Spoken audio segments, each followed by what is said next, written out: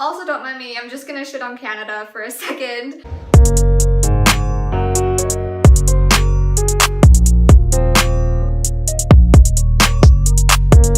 Hi guys, it's Dorothy. First of all, I just want to thank all of my friends and family and just like people who watched my video. Thank you. I really thought it was gonna get like 10 views, and then last time I checked it was like 140 or something. Like, woo! Thank you. Oh my god. Okay. And to all my 6 subscribers, all of which I know in real life, thank you so much. But anyways, I promised I would do a video on the energy crisis and peak oil, so I'm following through. If I look over here, it's just because I have my computer with my notes, which I may or may not be able to read, so I might be going like this, but yeah, water. Okay, let's just get into it. Peak oil. Oh boy, okay. This is just such a huge topic. So in the interest of this video not being like 10 hours long, I'm just going to condense and summarize the main points for you and make it super simple. If you feel the need to address anything I missed, or like if I make any mistakes or anything, totally comment. Completely feel free. I am always welcome to constructive criticism and, like, you know, healthy debate.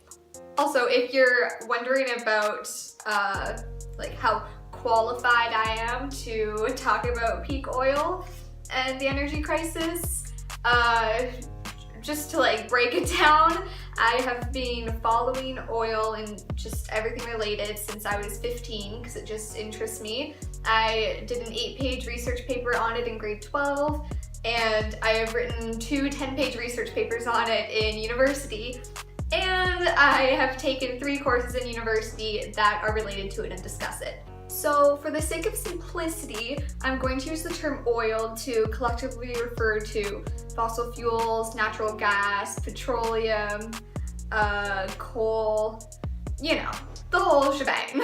So I'm gonna start with a little bit of history. It just gives like a really good backdrop that explains how we became so reliant on oil. I'm gonna be focusing on North America specifically, because, you know, that's what I know the most about. The story of oil dependence can really be told through the post-World War II development. After World War II, we experienced great economic prosperity, and there was a national imperative to reproduce. This is characteristic of post-war periods globally. So, we have the baby boom, and we have the sudden affordability and accessibility of new conveniences. These conveniences range from toaster ovens to Suburbia, and my emphasis is on the latter.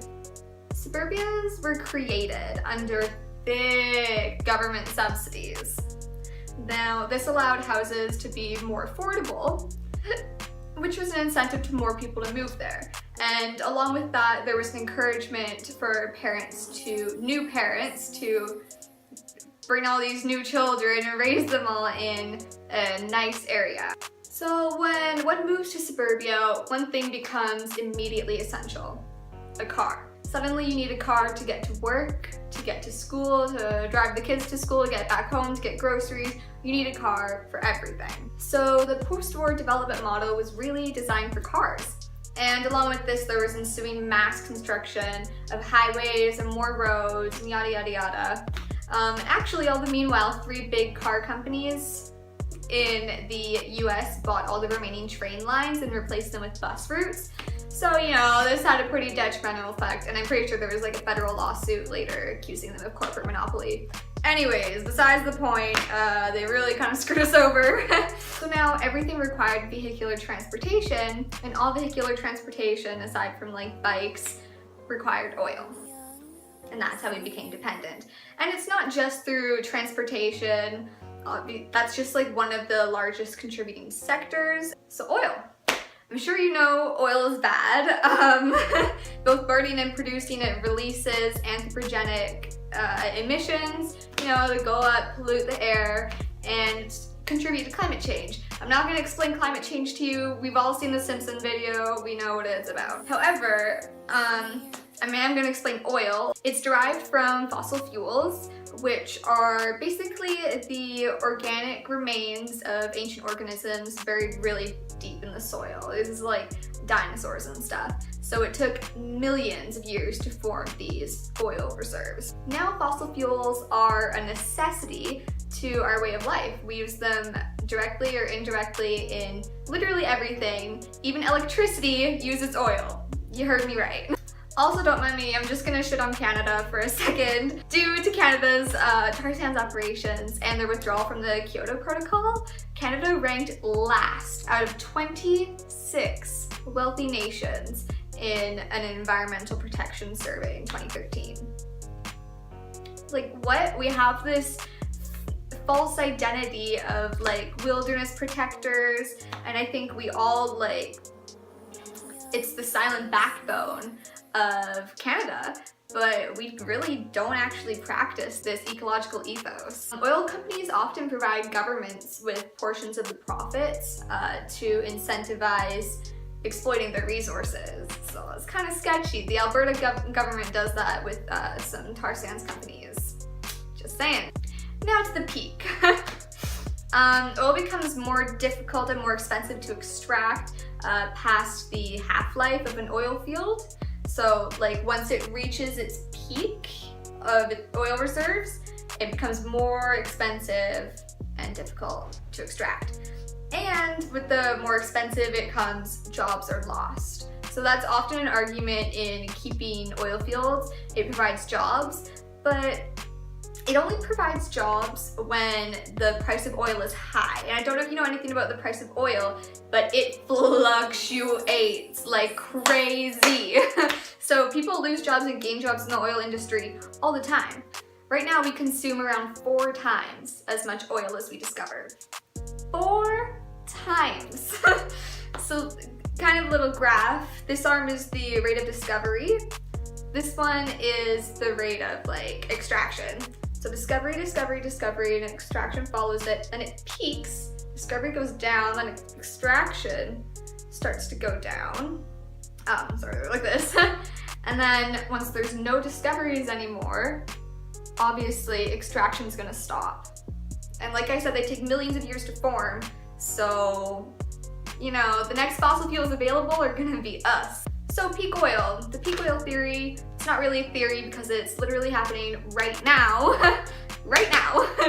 It's saying that global oil production, oh, my feet hurt. Global oil production is expected to peak between 2015 and 2030, but most likely before 2020. After this peak, oil prices will increase exponentially. Exponentially. Like, there's no point in buying a car because you will not be able to afford gas. Exponentially. Okay, that's what I was talking about in the last video. Back to the whole job thing. Pretty much people are gonna lose jobs now, or they're gonna lose jobs in the very near future. Either way, they're going to lose jobs because their job is based on the capitalization on a depletable resource. If you're still unsure about the probability of this collapse, for some reason, after my amazing information, just look at the oil-rich kingdom of Saudi Arabia and how they have started to invest a lot of money into renewable resources.